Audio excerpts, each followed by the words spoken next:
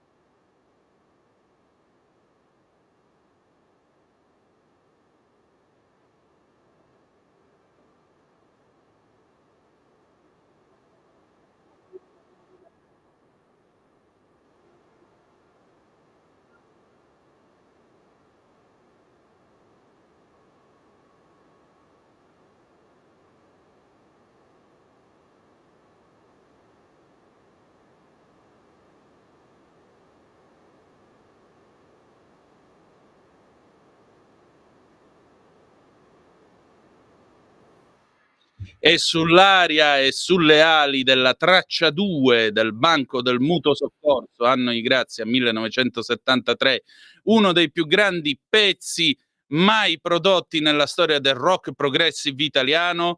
Amiche e amici miei, ma non dell'avventura, per l'853esima volta. Buonasera, siete sulle magiche onde di Radio Libertà. Questo è Zoom, il drive time in mezzo ai fatti. Io sono Antonino Danna e questa è la puntata di oggi, mercoledì 2 di ottobre dell'anno del Signore 2024, Santi Angeli Custodi e festa dei nonni. Permettete, salutiamoli tutti quanti, perché molto spesso dove i genitori non arrivano, per fortuna esistono i nonni che in qualche modo ci mettono una pezza. Grazie a loro se siamo anche qui. Cominciamo la nostra trasmissione, vi ricordo, date il sangue, in ospedale serve sempre, salverete vite umane, chi salva una vita umana salva il mondo intero. Secondo appello, andate su radiolibertà.net, perché radiolibertà.net mica è soltanto un sito sul quale vi potete informare su chi siamo, come ci potete sostenere, tutte queste belle cose qua che vi invitiamo tra l'altro a fare, ça va sans dire. Ma soprattutto fesso chi non legge radiolibertà.net, perché radiolibertà.net è anche un giornale online e quindi voi potete trovare i Liberamente del nostro direttore responsabile Giovanni Sallusti, che avete appena ascoltato, Vittorio Feltri in splendida forma, i giornali visti da Giulio Cainarca, le firmissime, le videopillole, insomma, chi più ne ha più ne metta, per cui se voi non volete partecipare è solo un problema vostro. Cominciamo allora la nostra trasmissione, che ora si è fatta le 18:15 minuti e una manciata di secondi, per la precisione 28. Voglio salutare in plancia comando il nostro Lorenz Dumbria, che è già al suo posto come sempre puntuale e mi permette di proiettarmi innanzi a voi, se ci seguite attraverso il canale 252, oppure alle vostre orecchie se ci state seguendo con la Radio DAB attraverso l'app. Poi abbiamo i canali Twitch, YouTube, la pagina Facebook, noccioline e caramelle, per citare sempre l'album De André e PFM 14, 15, 16 e 17 gennaio 1979. Grandissimo album anche quello, che vi invitiamo ad ascoltare. Orbene, noi stasera siamo qua e vi diamo già le nostre coordinate: 340-670-9659 per le vostre zappe o WhatsApp che dir vogliansi, oppure 0292947222 se volete intervenire. E siccome siamo pieni di buone notizie, ve ne diamo due che arrivano adesso da Al Jazeera e che sono state battute poco fa. L'EASA, che è l'agenzia per la sicurezza aerea dell'Unione Europea, ha emesso un avviso per tutte le aerolinee europee invitandole a evitare lo spazio aereo iraniano. Attenzione, state a sentire che cosa si legge in questo avviso. In considerazione dell'attacco iraniano e l'annuncio da parte di Israele della sua intenzione di reagire, l'EASA invita i vettori a non compiere voli nello spazio aereo iraniano a tutti i livelli di volo, a qualsiasi quota. Tale raccomandazione è valida fino al 31 di ottobre 2024 e può essere rivista prima, può essere adottata oppure ritirata, secondo appunto quanto sarà comunicato in seguito. E fin qui uno dice, vabbè, lo sappiamo, ieri vi abbiamo raccontato minuto per minuto le 3 ondate di missili che si sono abbattute senza danno su Israele, ma attenzione, ladies and gentlemen, 6 minuti fa, e cioè alle 18:10 ora italiana, 6 minuti fa la Francia ha emesso un altro avviso, e segnatamente è l'ambasciata francese in Iran che ha invitato tutti i cittadini francesi che sono residenti permanenti nel paese, quindi no turisti, gente che ci vive e ci lavora, a partire temporaneamente e lasciare l'Iran temporaneamente nel momento in cui dovesse riprendere il traffico aereo. Il messaggio da parte dell'ambasciata, che inoltre chiede ai cittadini francesi che stanno visitando l'Iran di andarsene subito, è simile, scrive Al Jazeera, ad altri messaggi dello stesso tono che sono stati emanati all'inizio di quest'anno, quando sono aumentate le tensioni tra l'Iran e Israele. Ora io ve lo dico in calabrese, tanto ci capiamo. Parabola significa tarantula ballerina, che potremmo tradurre con stretta la foglia e larga la via, dite la vostra che ho detto la mia. Il problema è che qui non vi stiamo raccontando una favola, ma il mondo mentre si muove innanzi a noi. Abbiamo una telefonata, la prendiamo subito. Pronto, chi è là? Buonasera signor Tonino, Lisetta. Lisetta carissima. Parlare di un'altra guerra, ancora sempre la stessa, Prego. Perché non termina più, quella dell'Ucraina. Sì, dica. E allora volevo dire che una guerra, signor Tonino, che si avvicina ai 3 anni è troppo lunga per il mondo di oggi, secondo me. E poi la propaganda ucraina non è seconda a nessuno, anche nella disinformazione. E poi devo aggiungere che Kiev, signor Tonino, ha certamente messo il piede in Russia, ma Mosca, cosa ha fatto Mosca? Ha occupato buona parte del ricco Donbass, secondo me, continua ad avanzare e conduce una sempre più efficace campagna strategica di attacco infrastrutturale con droni e missili. E poi volevo terminare dicendo, poi possiamo anche decidere di staccare la spina a Kiev, e Trump, qualora il 4 novembre vincesse, lo potrebbe fare come Macron, sempre secondo me, è passato dalla cautela al superinterventismo.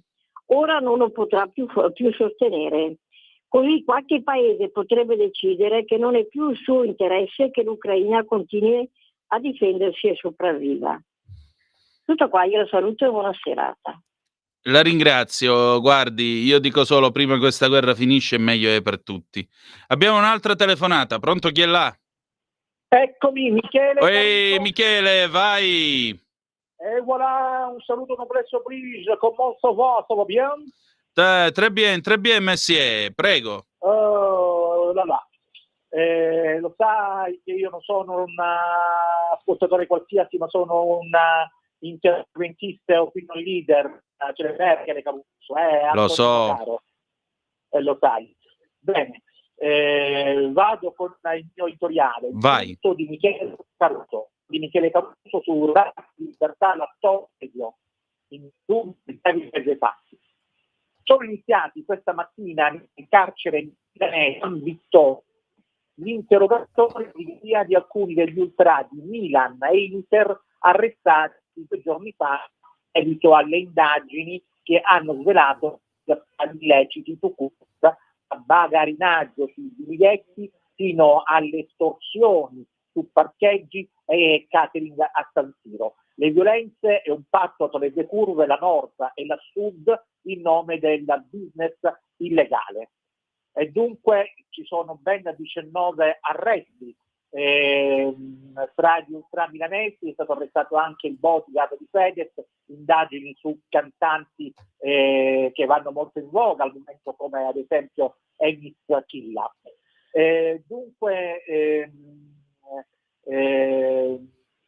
Una responsabile di una cooperativa, la 4 Exodus, vi sono ad hoc documentato, si sarebbe reso disponibile ad interessarsi per far ottenere misure alternative alla pena detentiva a conoscenze ed amici di Andrea Beretta e di Vittorio Boiocchi, l'ex leader della Curva Nord, ucciso nel 2022. Avrebbe ottenuto in cambio favori come ad esempio maglie firmate dai giocatori, i veri e propri familiari o la prelazione per la propria cooperativa sull'eventuale donazione devoluta della curva a seguito di iniziative benefiche. È un altro dettaglio che viene a galla dalla richiesta di custodia cautelare per gli ultra arrestati nel Maxi Blitz.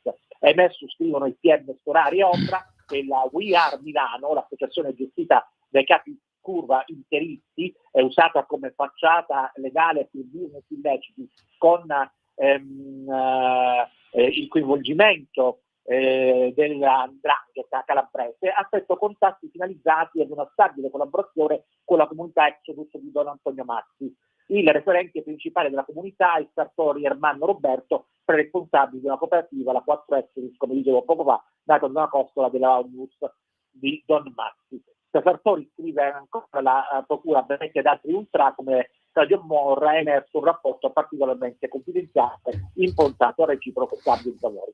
Questo è il accusa che ho mosso che è stato ribadito anche dal ministro dello sport Bodi, che asserisce che bisogna proseguire con le azioni intraprese dall'attività giudiziaria, non farsi intimidire, perché come ho già detto ci sono delle ingerenze mafiose e dunque non bisogna farsi compromettere, perché quello che è emerso ormai in modo clamoroso è che lo stadio è frequentato da soggetti che non hanno nulla a che fare con il calcio e con la passione per la propria squadra, non hanno nulla a che fare con bambini e famiglie che vogliono andare allo stadio per gioire, tifare e gioire. Tifare e, stavo dicendo, pardon, anche soffrire calcisticamente quando è il caso. Vado a concludere, ma certo non per essere complici o vittime di angherie, purtroppo violenze e minacce, come spesso è accaduto.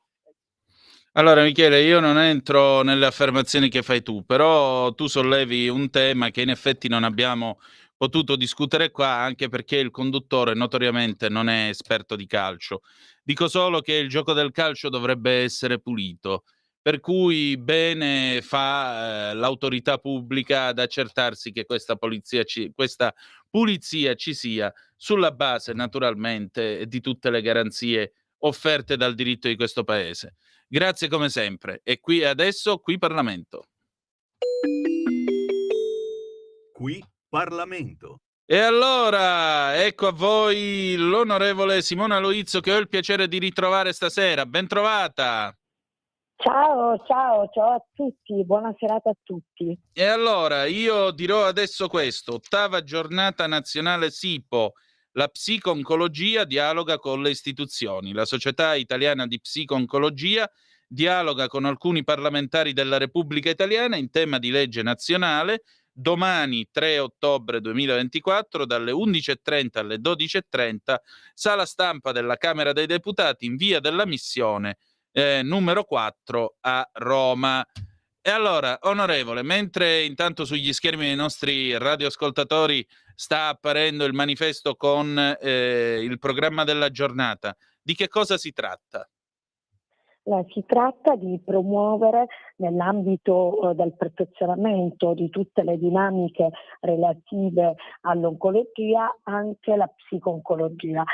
Chi è affetto da cancro soffre non soltanto all'interno del suo corpo, ma soffre anche e soprattutto all'interno della sua mente e si trascina dietro emozioni di morte crepuscolari, quindi bisogna assolutamente sostenere i nostri pazienti, le associazioni dei pazienti che da sole si occupano già di psico-oncologia e i familiari dei pazienti affetti da cancro, perché dietro un uomo, una donna che si ammala di cancro c'è una famiglia, dei figli, dei genitori anziani magari, e c'è bisogno di supporto psicologico. Io ho visto anche delle rocce, dei pazienti rocce rispetto ad una diagnosi di cancro crollare nel manifestare gravi forme depressive e anche coltivare idee di morte, quindi è quanto più utile oggi parlare di un servizio di psico-oncologia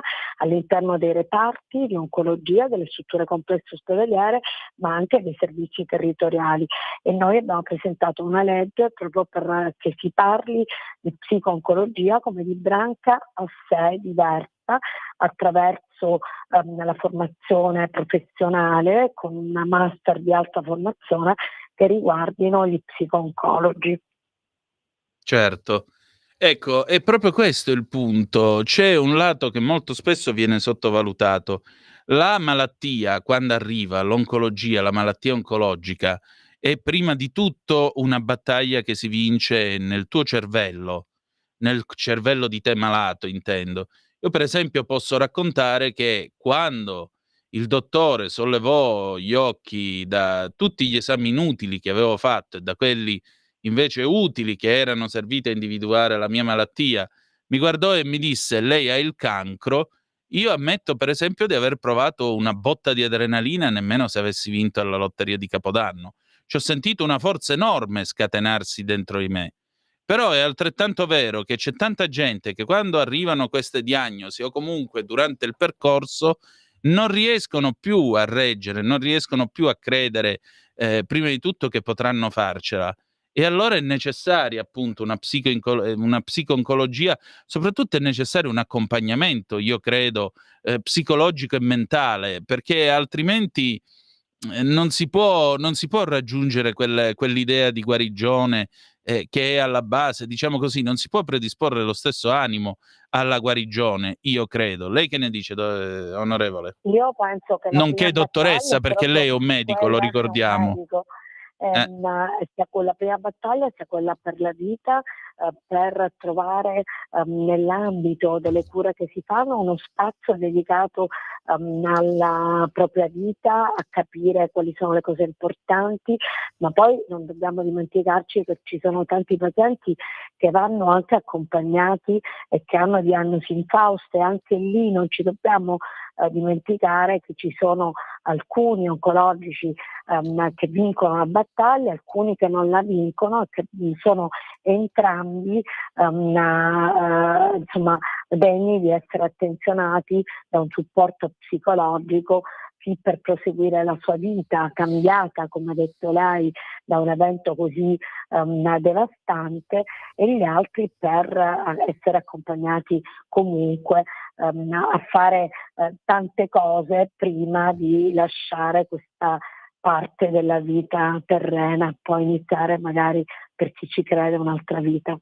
Certo, e questa è la cosa più importante. Io ricordo, insomma, prima, la notte prima che mi operassero, venne il confessore e lui mi disse questa cosa, dice: "Tu in ogni caso devi tenere presente una cosa, non devi chiederti perché o per come, semplicemente ci sono delle cose da fare e tu le fai passo dopo passo e basta, non devi fare altro".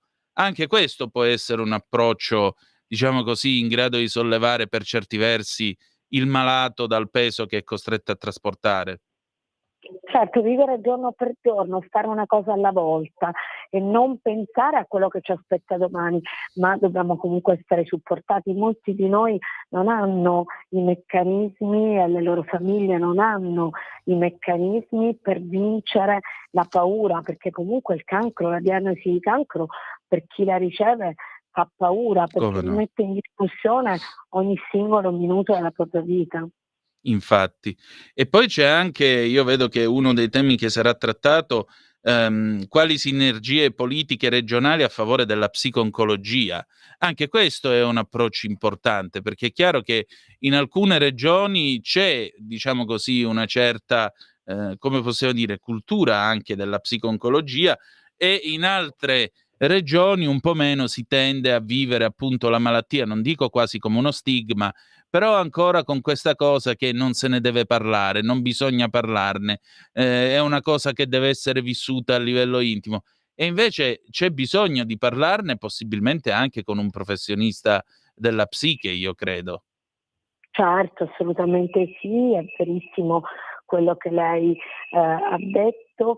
Ci sono ancora comportamenti riguardo al cancro e alle malattie psichiatriche che nel sud Italia sono vissute come delle forme di maledizione e quindi non se ne parla, non bisogna far uscire la notizia. Invece anche un supporto psicologico può far capire che condividere con altre persone che hanno avuto la stessa esperienza quel passo di vita può essere importante. Noi diventiamo amici di chi fa chemio a fianco a noi, quindi è assolutamente importante la condivisione con altri malati, con chi ce l'ha fatta, con le associazioni di pazienti che vengono spesso nei reparti di oncologia a supportarci. Senta, mi dica una cosa, però la domanda è rivolta al medico e non all'onorevole, quindi eh, mi permetto di chiederle questo. Dal suo punto di vista, nel corso della sua attività, quante volte avrebbe voluto la presenza di un aiuto psico-oncologico in situazioni come queste? Guardi, io le dico che ho perso il mio compagno durante il Covid, no? Mm. Penso che in quel momento, se io non avessi avuto diciamo un aiuto, io non ce l'avrei mai potuta fare, perché sei medico, ma non perché sei medico sei più forte, anzi a volte la conoscenza crea una grande debolezza interiore, quindi devo dire che tante volte anche quando si comunica una diagnosi bisognerebbe confrontarsi meglio col paziente per trovare il modo giusto per quel paziente, che non è sempre il nostro modo, il modo giusto. Infatti, e questa è la cosa più importante. Allora io le auguro buon lavoro per domani e voglio ricordare quindi ai nostri ascoltatori l'8ª giornata nazionale SIPO, la psico-oncologia dialoga con le istituzioni, domani, giovedì 3 ottobre 2024, dalle ore 11:30 alle 12:30, sala stampa della Camera dei Deputati, via della Missione numero 4 Roma. Onorevole, grazie ancora. Grazie, buona serata. Buona serata. Adesso pausa e poi gli Oliver Onions, Flying Through the Air 1973, dal film Più forte ragazzi con Bud e Terence 1972. Qui Parlamento.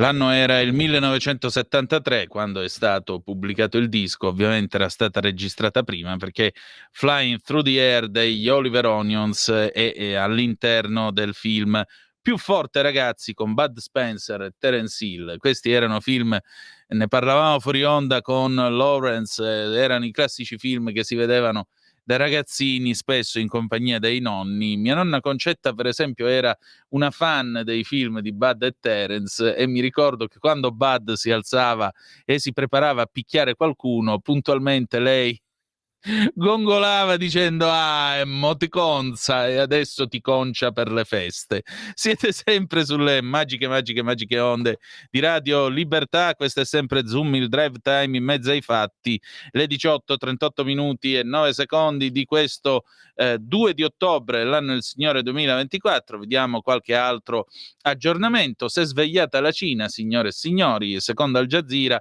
Fu Kong, ambasciatore cinese alle Nazioni Unite, dice che il suo paese è estremamente preoccupato sul conflitto medio orientale e ha avvisato che siamo proprio lì per avere l'esplosione di una guerra totale. Condividiamo, dice Fu Kong, l'ambasciatore cinese all'ONU, condividiamo la posizione delle Nazioni Unite, cioè del fatto che ogni movimento israeliano all'interno del Libano viola la sovranità e l'integrità territoriale del Libano, ha detto, sottolineando e invitando le nazioni a muoversi contro ulteriori dichiarazioni o azioni infiammatorie dell'area. Noi invitiamo tutte le parti, in particolare Israele, ad esercitare la moderazione e astenersi da qualunque azione che possa portare a un'ulteriore escalation della situazione. Quindi se domattina Hezbollah, già che c'è, piglia, apre un'altra serie di silos, quello che è nelle case dove tengono i missili, pigliano e cominciano di nuovo a tirare contro Israele, Israele si deve moderare perché naturalmente mica possiamo cancellare dalla faccia della terra il terrorismo, se no la Cina poi gli viene male. Vabbè, lasciamo perdere, abbiamo al telefono l'amica degli animali, quindi sigla. L'amica degli animali con Paola D'Amico. E in questo mondo così violento, per fortuna, c'è una persona che si occupa ogni martedì di pubblicare buone notizie sul bellissimo dorso del Corriere della Sera. Vorrei anche dire una cosa a qualche collega che ogni tanto dice che pubblicare buone notizie o fare un giornale di buone notizie è una roba che rievoca altri tempi della stampa italiana, tempi in orbace. A me invece sembra che pubblicare delle buone notizie su un quotidiano sia anche un modo per ricordare a tutti noi che grazie a Dio l'uomo fa meno schifo di quanto possiamo pensare. E allora, con molta eleganza, sua suavità, Paola D'Amico è qui con noi. Buonasera Paola. Buonasera Antonino, grazie per questo pensiero che hai avuto, perché in effetti diciamo che buone notizie. Intanto io ricordo che mi sono disintossicata in questi 7 anni, Ecco. perché anche tutta la vita parlo di cronaca nera, vedere soltanto il brutto diventa un po' un pensiero continuo fisso, pensi che ci sia solo quello e non è proprio il massimo svegliarsi la mattina immaginando il brutto, invece in realtà poi scopri che c'è un mondo pazzesco, ma veramente incredibile, di persone che lavorano, gestiscono la famiglia, si occupano dei loro anziani e hanno anche del tempo da dedicare agli altri, che possono essere appunto gli altri umani, ma anche gli animali non umani. È arrivata giusto ora intanto per voi una notizia freschissima, perché non so se vogliamo dirla in negativo, è l'ammazzamento dell'orsa marina, no? Che è successo un po' di tempo fa nel Parco dell'Abruzzo. Adesso però la mamma dei 4 orsetti, adesso è arrivata la notizia che il 23 dicembre inizierà praticamente il processo al Tribunale di Avezzano per la sua uccisione. Si sa chi ammazzò questo animale, c'è una legge per fortuna in Italia che tutela gli animali selvatici, in particolare quelli con estinzione, ma in generale tutti. Un crimine su animale spesso si è visto, è parola un po' abusata, prodromico, però diciamo non sempre ma spesso, di comportamenti violenti rispetto nei confronti degli esseri umani, e quindi ci sono appunto articoli del codice penale che 544 bis, 61, numero 1, che vietano azioni così violente rispetto agli animali, e in questo modo particolare ricordiamo orso amarella, è stata ammazzata con un fucile mentre vagava in cerca di cibo. Quindi siamo molto contenti, vedremo come andrà questo processo e intanto diciamo che anche il parco dell'Abruzzo è presente come parte offesa, perché tra l'altro il parco sta lavorando da tanto tempo per educare i cittadini che per buona parte sono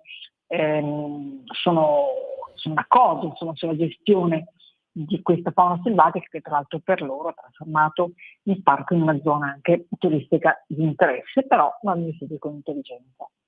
Tra l'altro un orso che fa 4 piccoli è assolutamente una cosa eccezionale e vuol dire però che in natura questi animali selvatici si riproducono anche in proporzione a quanto cibo ci sarà, vuol dire che in quel momento probabilmente il parco offriva sufficiente cibo per tutti, umani e non umani.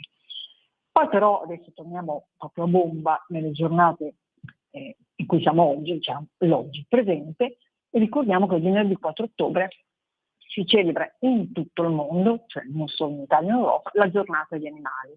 Moltissimi sapranno, li ho già ricordato in passato, che questa data è stata scelta è il giorno dopo la morte di San Francesco, che cade il 3 ottobre. Però diciamo che il Papa Pio XII lo nominò patrono d'Italia e quindi fissò questa data il 4 ottobre. È una giornata importante, una giornata antichissima, la prima venne organizzata da uno scrittore tedesco, però cadeva a marzo, poi venne appunto spostata e si è sempre celebrata, magari qualche anno più in silenzio, qualche anno con maggiore risonanza, però un impegno di tutti, diciamo, un impegno proprio. Il primo congresso internazionale venne fatto in Italia, a Firenze, il 31, e non vorrei che qualcuno leggesse anche questa come un mio invito, diciamo, a ricordare gli anni un po' bui, insomma, di una nostra dittatura, è semplicemente un fatto di cronaca. Certo. E accadevano anche cose interessanti, no? In quegli anni un po' che poi diventarono difficili perché portarono alla seconda guerra mondiale. Ma è una data che è rimasta poi impressa nell'immaginario delle persone, in tutti, in genere anche chi non è un fanatico animalista, però questa data se la ricorda, se la segna, i bambini soprattutto. Gli animali, ripeto, hanno diritto di esistere, non devono essere minacciati, non devono essere trasformati in vittime di una violenza inutile, quindi lasciamo perdere chi caccia, il controllo della fauna quando ci si va, io non sono d'accordo anche su quello, però le leggi le consentono, ma accanirsi su un animale che non sta facendo nulla appunto nei nostri confronti non va bene e quindi è educativo per tutti. Poi vado un po' veloce perché alle 7 devo fare un'intervista che diciamo questa persona poi scappa, sai come capita spesso, no? Mi hanno degli orari un po' impellenti. Non ti preoccupare. Come ti avevo anticipato, Sì. è un tema di cui sì, abbiamo parlato, però ci sono sempre delle novità. E una novità arriva dalla nostra Università degli Studi di Milano, che ha fatto uno studio durato molti anni analizzando proprio gli spostamenti degli animali grazie ai GPS satellitari, grazie all'invellinamento. E praticamente da questa ricerca che è stata pubblicata si alza un appello, che è quello di chiudere la caccia a tutta una serie di volatili, 19 specie in particolare che abbiamo in Italia, entro il 31 dicembre e quella agli uccelli acquatici entro il 10 gennaio, che vuol dire, diciamo, ridurre, comprimere il periodo di caccia. Perché questo? Perché ci si è accorti, studiando in prospettiva per diversi anni le migrazioni, che gli animali hanno cambiato il loro stile di vita, cioè partono più tardi, se qua la temperatura permette, e ritornano prima. L'anno scorso, ricordate, ha fatto caldo in inverno, poi è arrivata la pioggia che ha distrutto la frutta, che c'è più di mangiare buonissimi ciliegie qui su al nord, magari in Puglia o al sud c'erano, però qui non abbiamo visto, i fichi, ha rovinato un sacco di frutta. Ma gli animali erano arrivati perché il caldo c'era e quindi era perfetto per centrare la nidificazione e la riproduzione.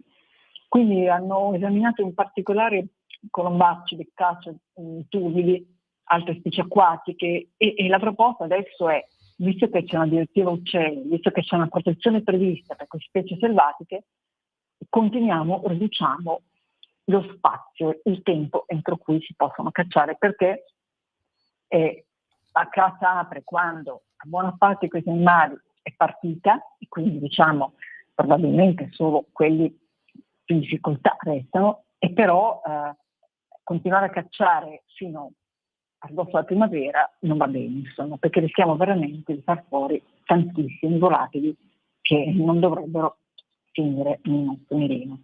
Ritorno a una frase di San Francesco, Sì. Santo di Assisi, il patrono, che diceva, parlando con gli animali, posso citarla? Sì, Mi piace certo. molto. Fratelli miei, voi dovete molta riconoscenza al Dio creatore, perché vi ha dato il grande dono di volare nell'aria. Voi non seminate, non mietete, eppure Dio vi nutre e vi assume di fontane per bene. Non sapete fidare tessere, eppure Dio veste voi, i vostri figliuoli, col più morbido e grazioso disegno di penne e piume.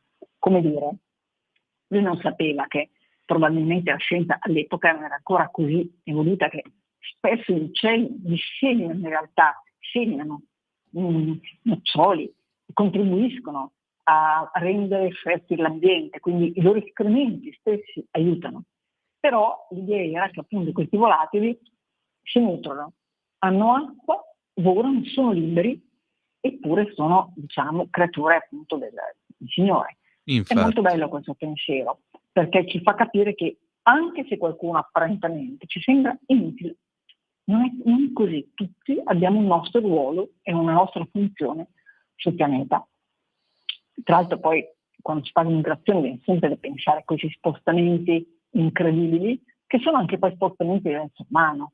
Gli uomini hanno migrato, la migrazione è un adattamento proprio umano antichissimo, e lo facevano gli uni quando arrivavano qua, nella nostra penisola, per far fronte ai cambiamenti climatici, probabilmente anche allora, e ambientali e climatici. Ed è quello che accade oggi. E quindi le popolazioni umane hanno migrato in migrazione da tantissimi anni, da milioni di anni, e così per gli animali è un continuo senza interruzioni, migrazione autunnale e migrazione primaverile. E all'epoca, qui c'era la pagina Animali in città a Milano, una volta pubblicammo una foto bellissima che ci mandò un lettore di persone che migravano in stazione centrale. È una foto che io devo trovare prima o poi, ce l'ho in archivio da qualche parte, ve la girerò, veramente spettacolare. Ed era molto divertente. Potevi invitare i lettori a mandarci per il web, alimentare il web le loro foto, perché erano foto strepitose. Quindi diciamo che poi abbiamo tanto da raccontare su San Francesco, ma torniamo ai nostri migratori. Ci sono tanti tipi di migratori. Quando vi ho stancato mi fermi, perché abbiamo... No, volevo chiederti quali sono le migrazioni di questo periodo. I primi a partire sono le rondini. E però appunto adesso è un po' difficile dirtelo. Per esempio io monitoro questi bianconi, questa famiglia di bianconi, papà e mamma, che tornano ogni anno, ve l'ho già raccontato, fanno il percorso Spagna, autostrada poi della Liguria, arrivano a disperdersi in tutta Italia, lungo la catena appenninica. Io monitoro quelli che sono nell'Alto Appennino, perché anche ognuno può alzare gli occhi al cielo e vedere se arrivano questi animali. Loro sono sull'Appennino e trascorrono l'estate. La nostra coppia viene tutte le estati in questo piccolo borgo Emiliano Solcerreto a Fiacciano, e ogni anno nasce un piccolo, e quindi assistiamo al volteggio. Mangiano serpenti, bisce e cervi, quindi sono assolutamente amati dalla gente, dai nativi, dalla gente del posto, che è terrorizzata dai serpenti per ragioni antiche, che sappiamo, insomma, non c'era una volta gli strumenti di oggi per salvarsi la pelle, e loro arrivano e normalmente per il settembre sono già partiti, sono ancora qua. Cosa vuol dire? Che qualcosa è cambiato, perché in effetti se anche la temperatura un po' scende e piove, poi quando torna il sole arriviamo a 30 gradi, quindi per loro è ancora una fine estate piena, e io spero che partano prima o poi, perché non devono fare il percorso al contrario. E la cosa comincia un po' a preoccupare, adesso ci sono i giri cacciatori, e questo è il pericolo, no?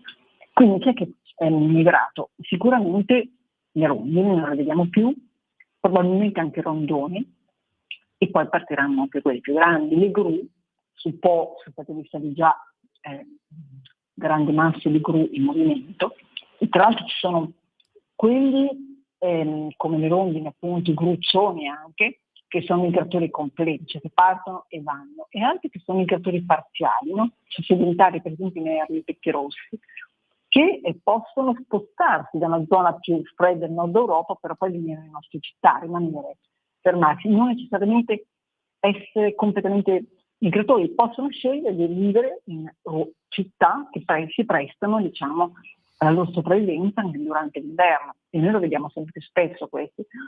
Poi vengono anche distinti in base a distanze che percorrono. Chiaro che chi percorre più distanze deve andare in Africa, inizia prima il viaggio. Quindi ci sono quelli che, in Europa, che migrano all'interno del bacino mediterraneo e si fermano al massimo nel Nord Africa e sono migratori a corto raggio. E ci sono invece quelli che vanno oltre, molto oltre, e sono quelli che vanno alla punta estrema dell'Africa a lungo raggio. Vi faccio qualche esempio, per esempio. Ecco, uno dei primi che parte è sicuramente il Regogolo, ho ritrovato i miei appunti, e addirittura il Regogolo parte il 1 di agosto, ripeto, non so quest'anno perché dovremmo chiedere a questi scienziati che monitorano queste specie. Per esempio ci sono uccelli come il curioso spazzacamino che nidifica in alta montagna e quando arriva l'inverno si sposta in verticale e arriva a livello del mare, ma non necessariamente va in Africa, si ferma anche qua giù nelle pianure. E poi ci sono le gru migrano in grandissimi gruppi, appunto un lettore mi ha mandato un'immagine non bella, se no ve la giravo un po', e loro sanno esattamente quando è il momento di fare le valigie, fare i bagagli e partire. E, appunto, uno degli elementi che vi fa capire che bisogna partire è il fotoperiodo, no? Quindi la variazione tra le ore di luce e le ore di buio nell'arco delle 24 ore. Questo è il primo campanello d'allarme. Quindi il 21 settembre abbiamo raggiunto l'equilibrio notte-giorno e quindi loro hanno detto qui qualcosa sta cambiando, no? Cioè Certo. il notte è uguale con il giorno, l'equinozio. E poi in quel momento, quando è suonato il primo campanello, cambia la luce giorno e notte, poi entra in una sorta di, come definirla, uno stato di inquietudine migratoria, che ha anche un nome un po' strano, e mano a mano sale questa inquietudine, come noi che abbiamo il traghetto e non abbiamo ancora fatto le valigie, entra in una sorta di grande agitazione, è tutto scritto proprio nella genetica, e questo li porta a prepararsi per il viaggio, dopo naturalmente aver mangiato. Infatti molte specie cominciano a mangiare in modo frenetico, Certo. si chiama questa fase iperfagia, si riempiono, cercano di mettere su grasso per quel che possono, perché spesso fanno dei viaggi in cui non hanno modo di interrompersi, no? Paola, ti chiedo scusa, sì, c'è una telefonata per te. Sì. Pronto, chi è là? Per rispondere. Buonasera, sono Paolo Gorizia. Ciao Paolo. Buonasera. Volevo una curiosità alla dottoressa, se ci aggiorna un po' tutti quanti se chi si ricorda, chi viene dallo stretto di Messina, c'era una volta la caccia all'adorno, cioè tutti gli uccelli migratori che attraversavano da sud a nord e che passavano per lo stretto venivano tradizionalmente fucilati su tutti i due versanti dello stretto a livello proprio pesante, cioè pesantemente uccisi, no? E volevo sapere se so che era stata vietata anni fa, no? Però non ho più avuto dei feedback. Bravissimo Paolo, è vietatissima e parlavamo tempo fa di una ragazza della UVS che da quando aveva 15 anni, adesso ha la mia età, quindi ha quasi 60, ha condotto inizialmente da sola delle battaglie, delle campagne di antibracconaggio, andava a disturbare i bracconieri. Adesso a distanza di 30 anni ormai alle squadre volontarie, tutti possono andare a fare i volontari, basta che cerchino appunto WWF, in Sicilia c'è questa organizzazione, si può partecipare soprattutto in primavera, quando c'è questo grande ritorno massiccio, e si partecipa ai campi di osservazione, si contano gli uccelli volati di passare sullo stretto per capire quanti sono, cosa cambiano l'uno all'altro, e contemporaneamente si disincentiva il bracconaggio. Ma la notizia bella è che i carabinieri forestali da diversi anni ormai partecipano a queste attività delle associazioni antibracconaggio e quest'anno, per esempio, notizie di ammazzamenti di adorni non ne abbiamo avuti. Purtroppo sappiamo che c'è una leggenda, una credenza popolare un po' assurda.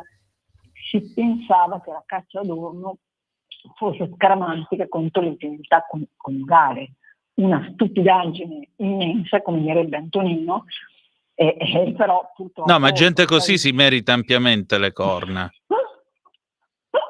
Proprio mentre va a caccia, soprattutto, in questi casi. Però è un po' paradossale, cioè uno la sente dire adesso questa cosa e si mette a ridere, ma veramente a ridere.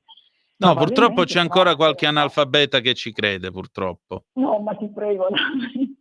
Ma io spero che mentre l'analfabeta va che deve fare l'eroe in nome della tradizione, la moglie nel frattempo riceve il vicinato. Perché l'idraulico uno solo no, tutto il vicinato. Fantastico. Comunque è molto bello, potete andare anche a cercare sul sito del WWF appunto di Sicilia, e si chiamano proprio Operazione Adorno, queste che fanno i carabinieri da 30 anni, sì. E sono operazioni molto efficaci, perché è vero che il volontario può sollevare un problema, ma se scende in campo anche chi è tutelato, diciamo, chi è titolato a darti una multa e a dirti no, così non si fa, ti porto in caserma, forse meglio. Perché appunto Anna, mi ricordo che mi raccontò più volte, insomma, i problemi che aveva in queste operazioni. Anna Giordano, anche Anna Giordano, se cercate Anna Giordano, è stata nominata all'intervista dell'anno a Signora dei Falchi, l'ornitologa, è una vita che fa questo mestiere. Anna Giordano è un mito, perché poi non è una persona che è super inflazionata, che trovi su tutti i giornali, forse giusto meglio che scrive un articolo su Buono Pesce, piccoletto. Lei ha 40 anni che è in prima linea e fa questo lavoro, e può anche raccontarci qualcosa scrive anche gli studi per capire se una pala eolica ha un impatto nocivo, perché quelle zone purtroppo del nostro Sud Italia così bello sono zone molto ventose e vengono prese un po' di mira, no? Per questi impianti eolici che sono però pericolosi, perché gli animali vanno sui loro percorsi, le autostrade del cielo, e non lo sanno mica che non è messo un casello PAM in mezzo che rispetta le ali. Questo è un po' il tema così. E non so se le ha risposto al nostro ascoltatore, grazie per questa segnalazione. Volevo prima di chiudere raccontarvi anche una curiosità, forse spero di non avervelo già raccontato in passato, però la sterna artica, un uccellino piccolino, pesa 100 grammi, un uccello marino, nidifica il ciclo polare artico. Quando arriva l'inverno si sposta letteralmente dall'altro capo del mondo e va in Antartide, che vuol dire percorrere fino a 96.000 chilometri tra andata e ritorno nelle due migrazioni ogni anno, ed è una cifra pazzesca. E praticamente più di 2 volte la circonferenza della Terra. E nella sua vita, ha fatto un conto, che non è lunghissima, può percorrere fino a 2,5 milioni di chilometri, 6 volte la distanza che separa il pianeta nostro, Terra, dalla Luna. Questa è un uccellino di 100 grammi, che ci fa sognare, perché dove lo troviamo? Infatti. Terra. Infatti. E poi ci sono altri record che vi racconterò alla prossima puntata. Allora Paola, ci ritroviamo tra 168 ore, grazie del tuo tempo ancora una volta. Grazie Antonino, buona giornata. Un abbraccio di nuovo. Adesso pausa e ci sentiamo Lucio Dalla, Il motore del 2000, 1976, a tra poco.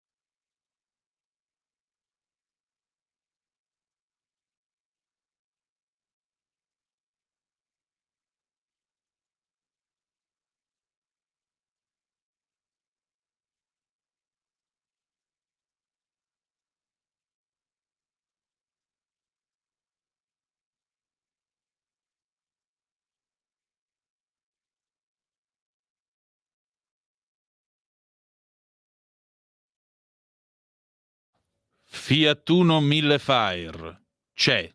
Ci sarà. Questo era il claim. Ragazzi, lo abbiamo stupito. Ragazzi, c'è Lawrence che mi sta guardando a bocca aperta perché giustamente non capisce il senso di quello che ho detto, perché grazie a Dio lui è nato nel 2000, lui è il ragazzo del 2000, ma non sa qual è il motore del 2000. Questa era la canzone tratta dall'album Automobili di Lucio Dalla nel 1976 e nel 1992, mio giovane amico, questa canzone è diventata la colonna sonora dello spot della Fiat Uno. Ora non è più in produzione, quindi ne possiamo parlare.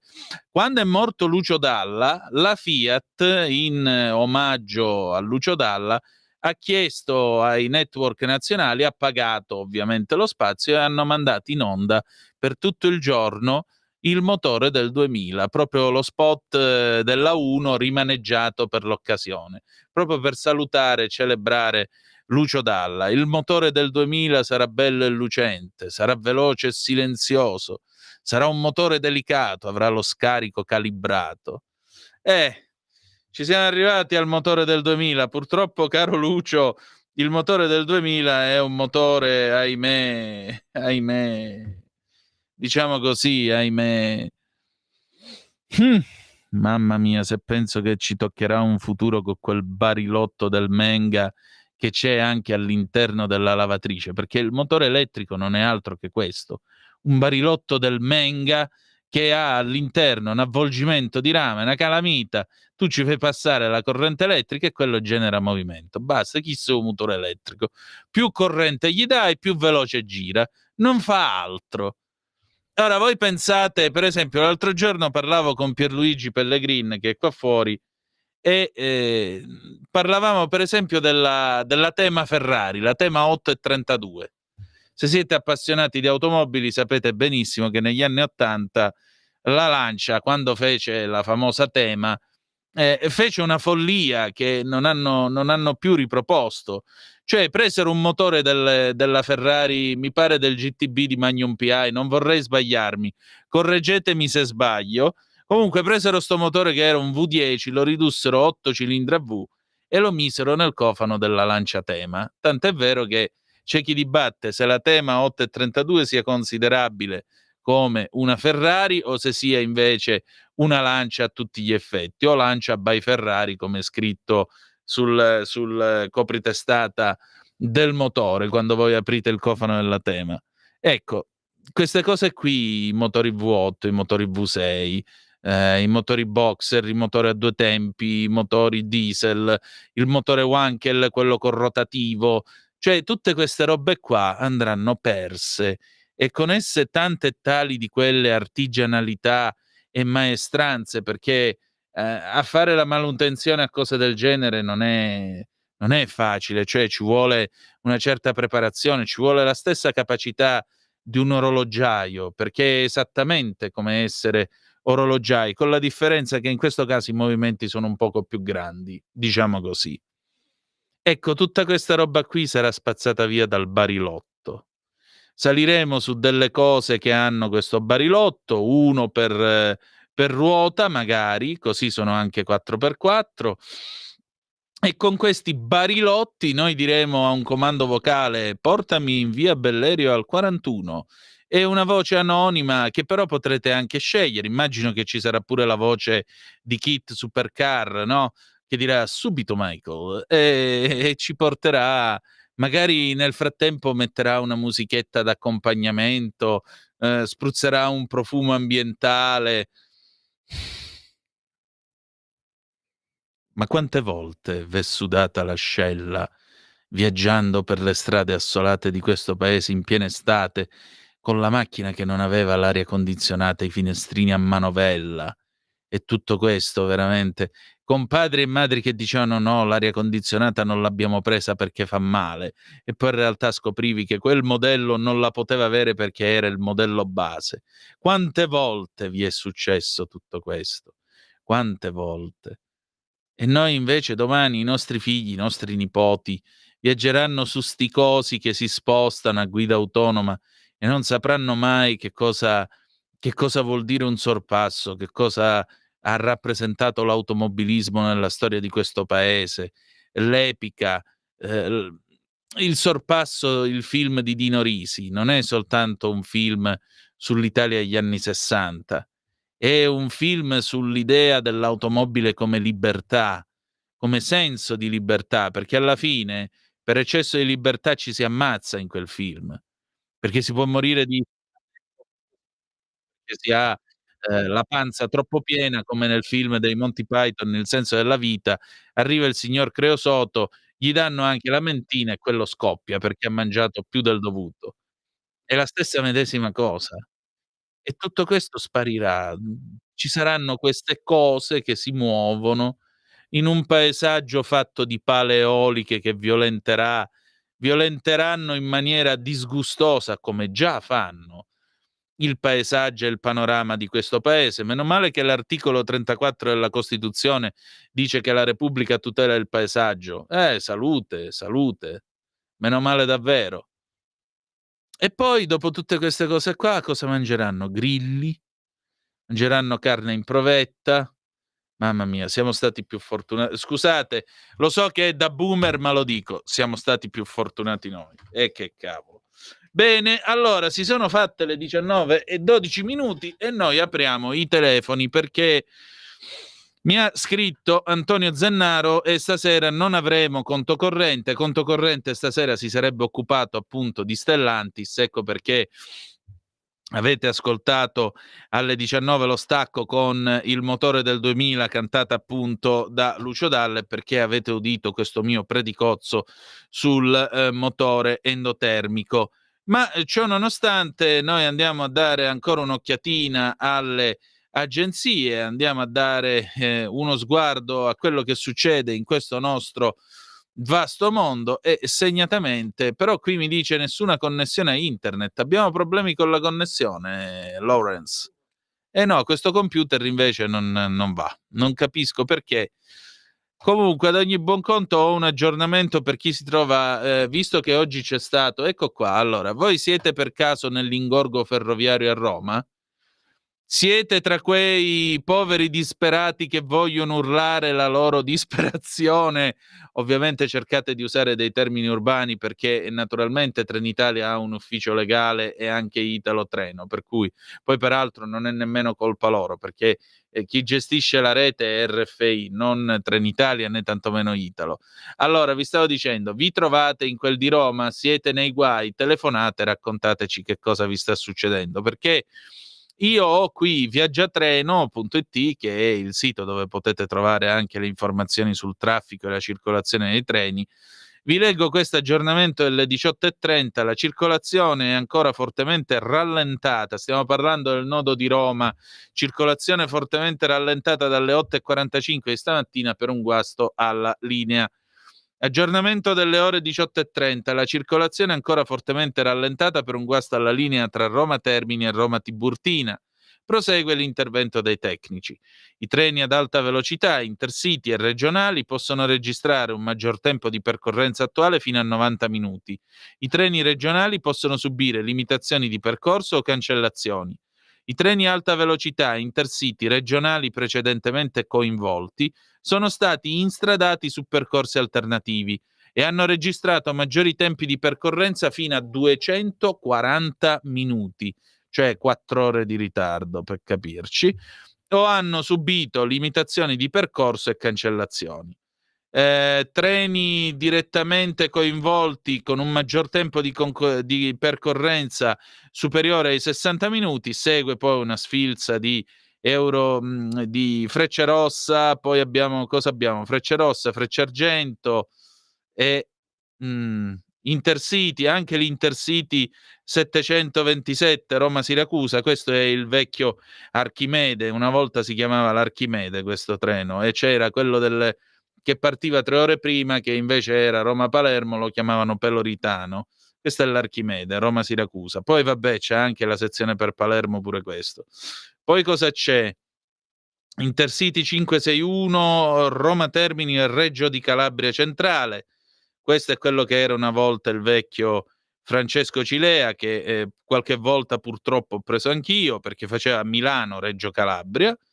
E poi c'è l'Intercity notte Siracusa-Roma Termini delle 19:10.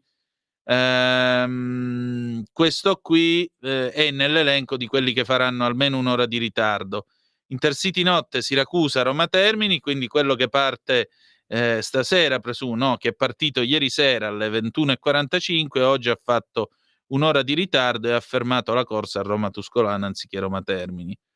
Poi vabbè, ci sono altri dati con limitazioni di percorso e ulteriori sfracelli ferroviari che vi invitiamo a consultare appunto su viaggiatreno.it, che è il sito internet delle Ferrovie dello Stato, dove voi potete trovare tutte le informazioni che volete per naturalmente informarvi in merito al vostro viaggio. Siccome tra l'altro è un sito in più lingue, se siete eventualmente lì con dei turisti o con dei malcapitati che non sanno l'italiano, potete tranquillamente presentarvi con il Viaggiatreno e insomma provare a dare una mano a questi poveri disperati che si trovano in difficoltà. Orbene, noi andiamo avanti con la nostra trasmissione 340 670 9659, se avete voglia di dire la vostra, oppure 029294 7222 se volete intervenire attraverso il telefono. In effetti noi ci troviamo. No, è un problema che ho io proprio col computer, non naviga. È successo qualcosa, mi sa. C'è qualcosa di staccato, Lawrence, mi sa. Non funziona proprio. Non funziona proprio, e se non funziona proprio è un po' un problema per noi altri. Comunque, diamo un'occhiatina con mezzi alternativi a quello che sta succedendo nell'orbe terracqueo. Andiamo a vedere un po' che cosa succede. Eccoci qua. Che attacchiamo anche. Proviamo un attimo, proviamo a risolvere il funzionamento dell'apparecchio, quindi noi ci fermiamo un momentino e torniamo subito, a tra poco.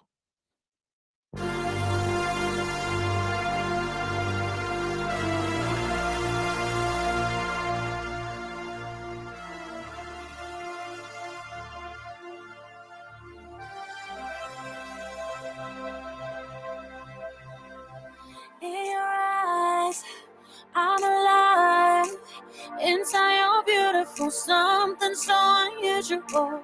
In your eyes, I know I'm home. Yeah. Every tear, every fear, gone with the thought of you changing what I thought I'd do. I'll be yours for 1,000 lives. I'm freezing but when I'm flying in your cage. I'm diving in deep and I'm riding with no brakes. And I'm beating your love when you're swimming in my face. You got me now. Been waiting for a lifetime for you. Been breaking for a lifetime for you. Wasn't looking for love till I found you. On the night for love till I found you. Skin to skin, breathe me in. Fill with your kiss on your lips, I'm made of ecstasy. I'll be yours for 1,000 lives. 1,000 lives. I'm freezing but when I'm flying in your cage. I'm diving in deep and I'm riding with no brakes. No. And I'm reading your love when you're swimming in my veins. You got me now. Been waiting for a lifetime for you. Been breaking for a lifetime for you. Wasn't looking for love till I found you. On the night for love till I found you. Been waiting for a lifetime for you. Been breaking for a lifetime. L'amore vince sempre sull'invidia e sull'odio. È bastato riavviare questo apparecchio e siamo riusciti di nuovo ad avere il computer funzionante, anzi, come dicono dalle parti di Cosenza, il computer funzionante. Va bene, allora andiamo a dare un'occhiatina quindi a quello che sta succedendo in questo nostro vasto mondo, andiamo a vedere un po' che cosa sta accadendo, perché ça va sans dire, naturalmente io non posso essere non posso essere, diciamo così, scusate un attimo, qua l'apparecchio sta andando un po' per i fatti suoi, però noi riusciremo in qualche modo a risolvere anche questo. Allora, qui questo coso però non compete a me questo questo attrezzo. Oddio mio, oddio mio. Allora, andiamo a vedere. Sembra quasi che ce l'abbiamo fatta, non posso garantire come, ma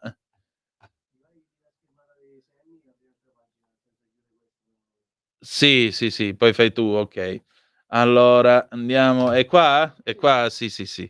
Perfetto, allora andiamo a vedere, vi stavo dicendo abbiamo di nuovo le agenzie, quindi possiamo di nuovo dare un'occhiata alle cose che succedono. Intanto vi ricordo sempre, il WhatsApp 340 670 9659 oppure 0292 94 7222 se volete intervenire, attraverso il telefono. Andiamo a dare un'occhiatina all'ADN Cronos. C'è qua una notizia che effettivamente un po' commuove, se volete. Michael Schumacher per la prima volta in pubblico dopo 11 anni, al matrimonio della figlia nella villa di famiglia a Maiorca sono stati vietati foto e video. Michael Schumacher sarebbe apparso in pubblico per la prima volta da quando nel dicembre 2013 rimase gravemente ferito in un incidente su una pista da sci a Maribel. E quanto riportano i media tedeschi, nonostante non ci siano video e foto a testimoniare l'evento, né dichiarazioni in merito da parte della famiglia Schumacher. Preciso che sto leggendo questo dall'ADN Kronos. L'occasione era molto speciale, il matrimonio della figlia primogenita del pilota, Gina Maria, nella villa di famiglia a Maiorca. Una cerimonia e una festa blindatissima. La stampa tedesca riporta che, proprio per tutelare la privacy dell'ex pilota, agli ospiti sia stato vietato di accedere con smartphone e dispositivi in grado di filmare o scattare fotografie. Da quando nel 2014 Schumacher uscì dal coma e tornò a casa, sua moglie Corinne ha impedito l'accesso a chiunque non fosse più fidato. Ecco perché da allora quasi nessuno ha più visto il campione di Formula 1 e non si hanno notizie ufficiali sul suo stato di salute. Sempre secondo la stampa tedesca, a questo esiguo numero di persone è stata in questi giorni aggiunta la modella danese Laila Hasanovic, fidanzata di Mick Schumacher, secondogenito di Michael e Corinna. Sembra che anche il giovane pilota si sposerà a breve, quindi pare che sia tornato, diciamo, brevemente in pubblico. Io direi che il povero Schumacher abbia tutto il diritto di vivere la sua vita dopo l'incidente nella privacy come meglio crede, perché per tutto quello che è accaduto, per tutto quello che è successo, è chiaro che c'è molto da dire, c'è molto da rispettare anche il dolore di una famiglia, perché un marito che ti esce dal coma, pensate quanta riabilitazione ha dovuto fare, pensate quello che ha dovuto attraversare, dai, lasciamoli stare e auguri comunque a Schumacher quando vorrà, se vorrà di nuovo mostrarsi in pubblico, questi dopo tutto sono affari suoi. Allora, noi torniamo a dare un'occhiata alle notizie dei viaggi, sempre l'ADN Kronos, che giustamente riferisce il perché di questa vicenda. E il perché di questa vicenda, eccolo qua, Rete Ferroviaria Italiana ha confermato all'ADN Kronos che la causa della disconnessione degli impianti non è riconducibile a un attacco hacker. Quello che ha colpito la circolazione ferroviaria di Roma oggi è un guasto raro perché si tratta di un impianto che ha delle ridondanze tecniche e sono in corso accertamenti per verificarne la natura. Si è trattato di un guasto agli impianti elettrici che alimentano l'impianto di circolazione, quindi abbiamo avuto l'inibizione del loro utilizzo. Ma escludiamo un attacco di hacker, ha detto Giampiero Strisciuglio a DDRFI, a margine della presentazione del nuovo brand regionale Generazione in Movimento alla stazione Roma Ostiense. E naturalmente è intervenuto anche Matteo Salvini, il ministro dei trasporti. A quanto mi risulta, scrive ancora l'ADN Kronos, i tecnici mi hanno detto che c'è stato un errore questa notte di un'impresa privata che ha piantato un chiodo su un cavo e il tempo di reazione di fronte a questo errore, e conto che il privato ne risponda, non è stato all'altezza di quella che la seconda potenza d'Europa deve avere. Lo dice Matteo Salvini, ministro delle infrastrutture e dei trasporti, rispondendo alle domande dei cronisti in transatlantico. Ci stanno lavorando gli ingegneri perché non è possibile investire miliardi di euro per comprare nuove carrozze, nuovi treni pendolari, intercity, alta velocità, la TAV, il Brennero, e uno alle 3 di notte a Roma pianta un chiodo nel posto sbagliato, rovinando la giornata di lavoro a migliaia di persone, aggiunge. Ho chiesto nomi, cognomi, indirizzi, codici fiscali di quelli che non hanno fatto il loro lavoro. Quando si arriverà a una conclusione lo saprò e lo saprete, assicura Salvini. Ho chiesto una verifica delle centraline di alimentazione in tutta Italia a questo punto, perché non è possibile che l'errore di un privato possa fermare mezza Italia, conclude Salvini.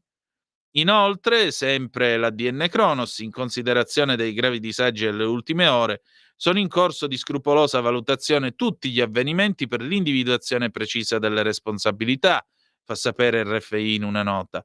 A questo proposito, è intenzione di RFI prendere provvedimenti anche di tipo contrattuale nei confronti di tutti i soggetti che hanno commesso errori o non sono stati all'altezza della situazione. Questo è quello che sappiamo dalle agenzie. L'ultimo aggiornamento di Viaggiatreno, vi dicevo, risale alle ore 18:30 per quanto riguarda questo guasto che quindi possiamo dire stanotte è avvenuto per effetto di un chiodo. Ma vi rendete conto? Ma non è possibile che per un chiodo piglia e si ferma tutta l'Italia. È veramente assurdo, detto tra noi. Però intanto dobbiamo fare. Diciamo una cosa, già che ci siamo qua a guardare notizie a proposito del trasporto pubblico. Ecco, vi do 2 notizie. La prima: se vi trovate a viaggiare sulla Ventimiglia Braille Limone Cuneo, ci sarà uno sciopero giovedì 3 ottobre, cioè domani, indetto dal personale SNCF. Siccome è una linea internazionale dove si muovono sia i treni e le ferrovie che quelle dei francesi, informatevi. L'altra cosa è che dalle ore 0:01 alle ore 23:59 di sabato 5 ottobre è indetto uno sciopero nazionale del trasporto pubblico locale a cui aderisce anche il personale SAD e Trentino Trasporti. Quindi ci sarà questo sciopero nazionale del trasporto pubblico locale e state un poco attenti anche qui il 5 di ottobre, mi raccomando. Insomma, diciamo che in questo paese non ci facciamo mancare niente, però ha ragione Salvini, cioè la seconda potenza economica dell'Europa non si può fermare perché uno ha piantato un chiodo male e ha fatto saltare un cavo corrente. Dai, su. Vi prego, perché veramente poi dopo diventiamo davvero la barzelletta del mondo. Allora, andiamo a vedere che cosa ci dicono le altre agenzie, andiamo a dare un'occhiatina fuori e vediamo che cosa succede nel mondo. Nel mondo, oddio. Nel mondo, eccolo qui. Ecco, ci sono alcune discussioni e in particolare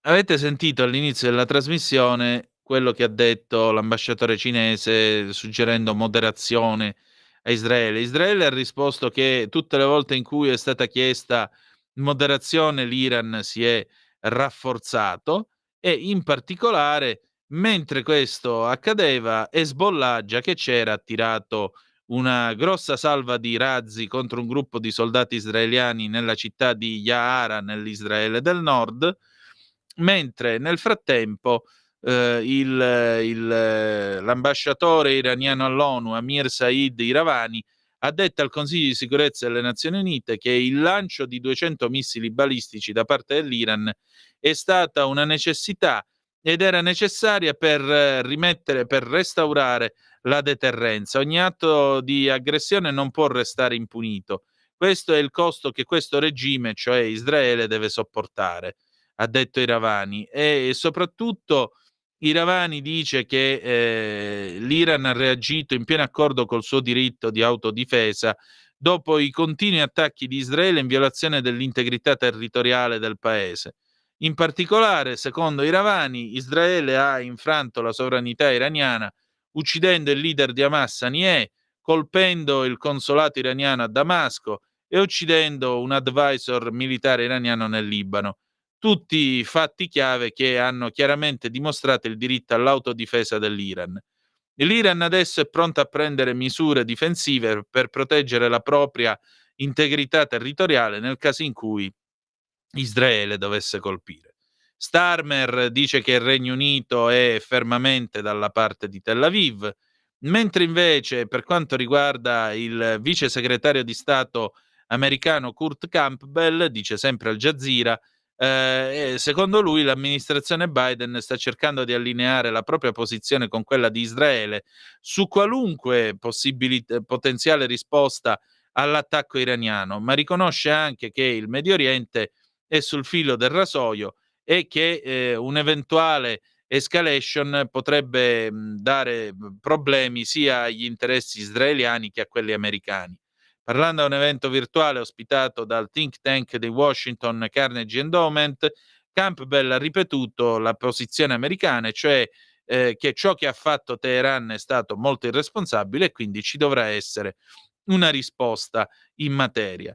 Nel frattempo l'emiro del Qatar si è riunito con il presidente dell'Iran a discutere dell'aggressione israeliana contro Gaza e contro il Libano, e il presidente iraniano Pezeshkian ha detto che Teheran non vuole la guerra ma vuole la pace e la calma, però è Israele che ci sta forzando a reagire. In particolare ha detto anche che eh, quando gli israeliani hanno ammazzato Haniyeh a Teheran il 31 luglio scorso, all'Iran è stato chiesto di restare calmo, ci è stato chiesto di stare fermi, per amore della pace abbiamo mantenuto il nostro autocontrollo, ma se Israele agisce reagiremo più fieramente e più duramente.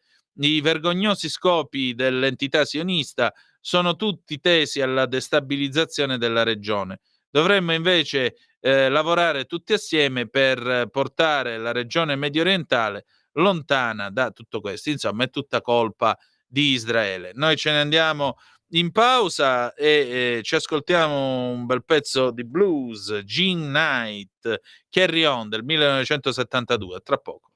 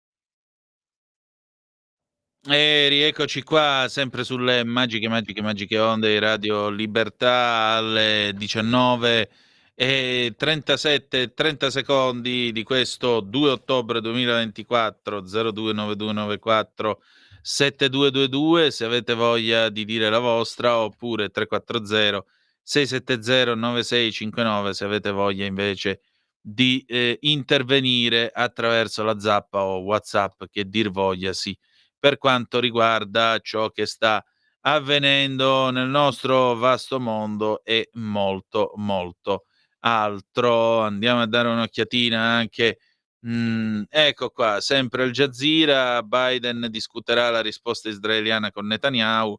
C'è stata anche una telefonata quest'oggi con i leader del G7 per discutere l'attacco iraniano e coordinarsi su una risposta, incluse nuove sanzioni. Questo pare sia l'orientamento eventuale anche del G7. Biden ha anche detto ai giornalisti che discuteremo con gli israeliani che cosa vorranno fare, ma tutte e 7 le nazioni del G7 sono d'accordo sul fatto che Tel Aviv abbia il diritto di rispondere, ma la risposta dovrà essere proporzionale. Vedremo.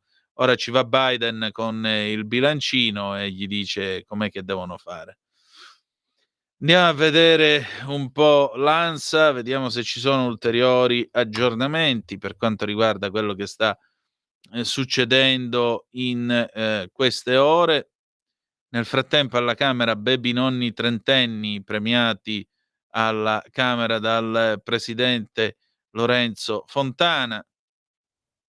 Certo, essere nonni a 30 anni è un po' tosta da sopportare, devo dire la verità.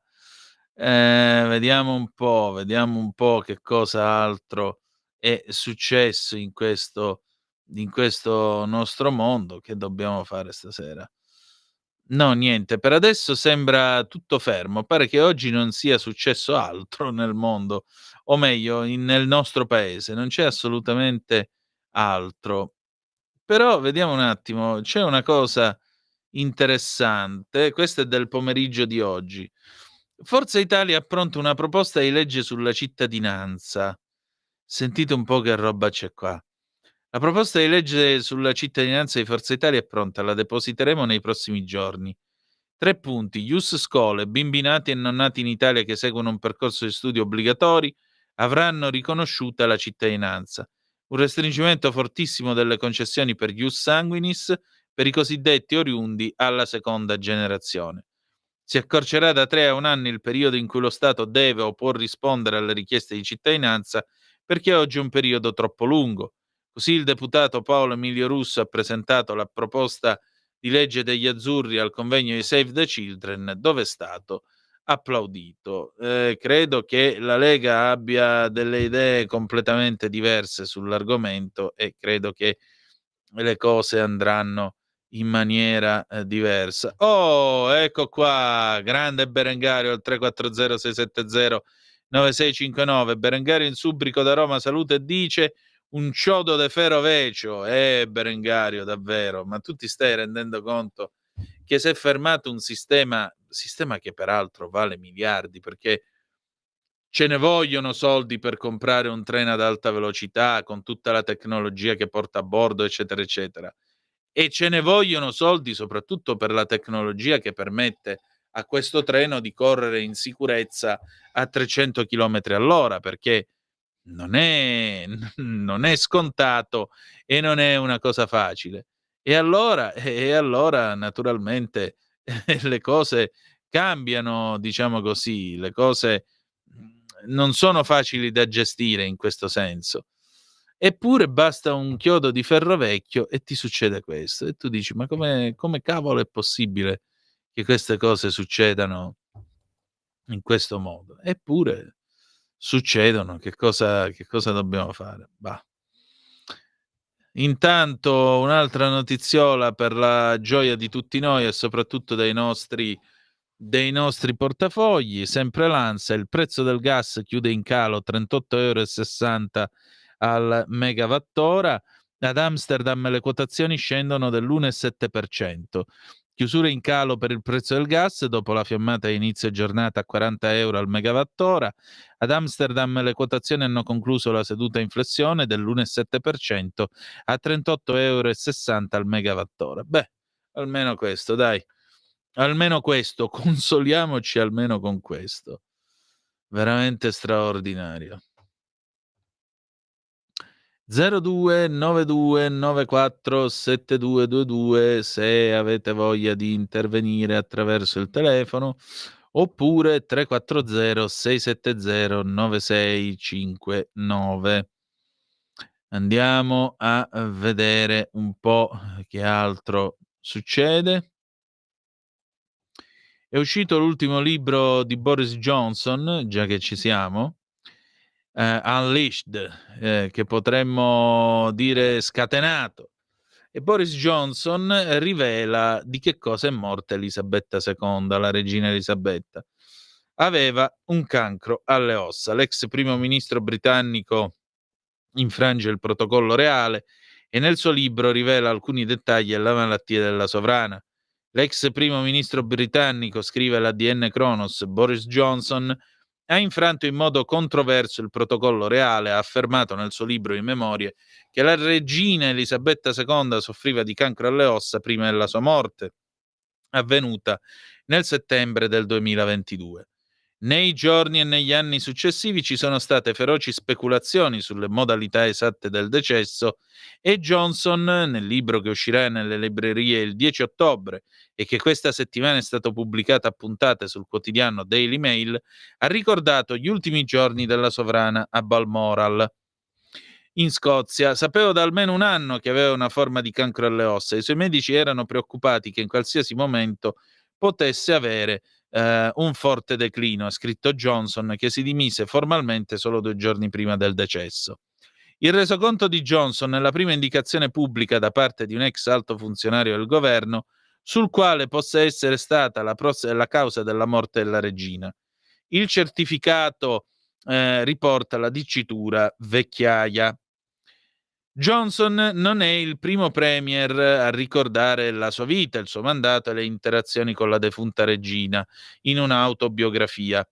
Gli ex leader britannici Tony Blair e Gordon Brown e David Cameron lo hanno fatto, ma solo in termini generali e senza lo stesso livello di dettaglio vivido di Johnson. Buckingham Palace, scrive ancora l'ADN Kronos, ha la politica di non commentare i libri pubblicati sulla famiglia reale e quindi non ha confermato o smentito le affermazioni di Johnson.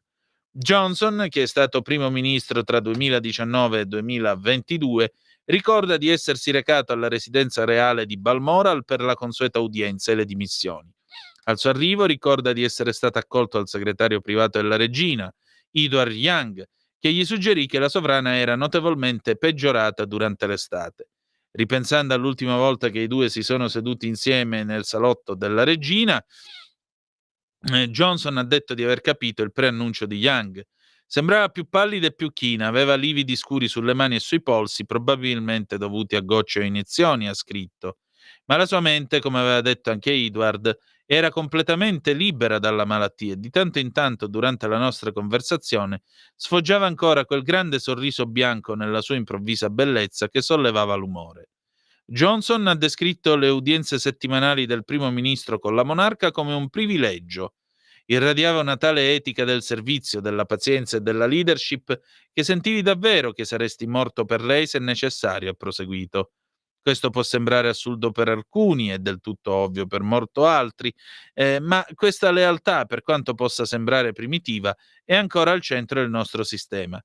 C'è bisogno di una persona gentile e saggia al di sopra della politica per impersonificare ciò che di buono c'è nel nostro paese. Lei ha fatto questo lavoro in modo brillante. La defunta regina non ha mai condiviso dettagli medici privati col pubblico. Gli assistenti della Casa Reale continuano a sostenere che i membri della famiglia hanno lo stesso diritto alla privacy medica di chiunque altro. Re Carlo III e Kate, principessa del Galles, sono invece andati contro tendenza e sono stati più aperti sulla loro salute. I due hanno condiviso i dettagli delle loro diagnosi di cancro e delle loro guarigioni. Tuttavia, in entrambi i casi hanno scelto di non divulgare la forma specifica di cancro contro cui hanno lottato. Quando sono stati interpellati, gli assistenti hanno detto che volevano condividere le loro esperienze per sensibilizzare l'opinione pubblica sulla malattia. Così parlò Boris Johnson, signore e signori, in uno dei suoi ultimi acuti, ormai politicamente parlando, io temo che lui sia ampiamente finito, peccato perché a me piaceva, vi devo dire la verità, ma il vecchio Boris, insomma, scrive le sue memorie, dopodiché si può anche ritirare nell'anonimato, perché generalmente quando hai fatto il primo ministro britannico non vieni più richiamato a fare altro, ecco. E l'unico che è stato richiamato di recente, lo avete visto, è stato David Cameron, che è stato chiamato da Keir Starmer, da Rishi Sunak, l'ex premier britannico, a far parte del suo gabinetto e in particolare a operare come ministro degli esteri nella fase finale del suo governo. A parte questo, lo stesso Cameron ha avuto modo di ironizzare a volte su se stesso dicendo: ero io il futuro una volta. Ecco, ora il futuro è Keir Starmer, uno che peraltro negli ultimi giorni non ha fatto molto per, per farsi amare dal suo popolo. Ma vabbè, così è la vita, che cosa volete? Così è la politica. E così è anche il gradimento, in fondo, un po' come le sberle, merce che va e merce che viene. Allora, sono le 19:48, io mi prendo 2 minuti perché vi voglio leggere questa cosa dall'ANSA e con questo noi concludiamo la nostra trasmissione, perché oggi è la giornata dei nonni, ma ieri è venuta a mancare una madre uccisa dai terroristi a Giaffa, 33 anni, una professoressa di educazione fisica, con un bambino molto piccolo. Lei gli ha fatto scudo col suo corpo e gli ha salvato la vita e questo bambino non conoscerà mai più sua madre. E allora scrive l'ANSA: il miracolo è che il nostro figlio ne sia uscito salvo senza nemmeno un graffio. Era coperto di sangue ma illeso. Il racconto di Yahari, marito di una delle 7 vittime dell'attentato di martedì sera a Giaffa, mentre in cielo si vedevano i missili dell'Iran, e padre del bambino di 9 mesi, Yahari, salvato dalla madre che lo ha protetto col suo corpo. Imbar Segev Vigder, 33 anni, di Tel Aviv, aveva il piccolo in braccio, ha detto Yahari alla TV Cannes, dopo averlo saputo dai testimoni. Le foto sui social mostrano Imbar, insegnante di educazione fisica, col neonato nel marsupio mentre sorride all'obiettivo. I 2 terroristi che l'hanno uccisa sono arrivati da Hebron, in Cisgiordania. Erano armati con un fucile automatico e un coltello, non avevano un permesso per stare in Israele. Entrambi ventenni, uno di loro si era appuntato sulla maglietta il fiocco giallo simbolo degli ostaggi israeliani per non farsi fermare dalla polizia. Gli agenti hanno riferito che i filmati e le telecamere di sicurezza della zona mostrano alcuni dei momenti dell'attentato. I 2, mentre escono da una moschea vicina, attaccano i passanti su Jerusalem Boulevard, uccidendone 2. Poi almeno uno di loro sale su un vagone della metropolitana leggera e uccide 4 passeggeri prima di scendere. Sempre l'ANSA scrive che tutto è successo mentre le sirene d'allarme suonavano per avvisare la popolazione dell'arrivo di missili balistici dall'Iran, mentre le bombe cominciavano a esplodere ed essere abbattute. Chi era sul posto ha raccontato di scene caotiche, disperazione e urla. Tra le vittime una ragazza di 17 anni, i cui parenti non hanno permesso la pubblicazione del nome, poi Shahar Goldman, 30 anni, Roital Bronstein, 24, Ilian Osasde, 42 anni, della Georgia, Nadia Sokolenko, 40, Jonas Krossis, 26. Ho visto un terrorista sparare a una ragazza che era già a terra e dopo un'altra ragazza. Poi ha colpito un uomo in bicicletta. In quel momento è arrivato un civile con una pistola e l'ha ucciso. Il giovane che ha eliminato uno dei terroristi è Lev Kreitman, scampato al massacro del 7 ottobre mentre si trovava al Nova Festival nella foresta di Be'eri. La riservista è stato per 6 mesi a Gaza. La pistola con cui ho sparato è di mia proprietà, la porto sempre con me. Capisco subito se c'è una situazione di pericolo, ha detto in un'intervista a Cannes. Ero entrato in un negozio, ho sentito degli spari, sono uscito e ho caricato l'arma, c'erano raffiche. Purtroppo a terra vedevo persone morte. Ho identificato 2 terroristi, sono andato avanti piano piano. A un certo punto uno di loro è venuto nella mia direzione, mi sono fatto di lato e gli ho sparato, ha raccontato ancora. Ho cercato di fare il massimo in una situazione surreale, tra sirene, missili, intercettazioni nel cielo, una situazione veramente assurda, ha commentato Lev. Pace a questa giovane madre, appunto, 9 mesi, suo figlio, 9 mesi, Ari, salvato da sua madre, voglio dire il suo nome, Imbar Segev Vigder, 33 anni, di Tel Aviv. Con questo noi chiudiamo la nostra trasmissione, sono le 19:52 minuti e 30 secondi, appuntamento domani alle 18:05 trattabili con Zoom, il drive time in mezzo ai fatti, ci sarà il nostro Carlo Cambi e giovedì è il giorno dell'ufficio Cambi, Gabriella Ronza con Epos, la rubrica dedicata all'epica, ci sarò anch'io se vi fa piacere e con questo noi concludiamo la nostra trasmissione, ci salutiamo con una canzone del 1955 cantata da Renato Raschel, Arrivederci Roma. La cantava quasi sempre mio nonno Carmelo, visto che oggi è la festa dei nonni. E almeno 2 li abbiamo ricordati. Grazie per essere stati con noi e ricordate che malgrado tutto, the best is yet to come, il meglio deve ancora venire. Vi ha parlato Antonino Danna. Buonasera.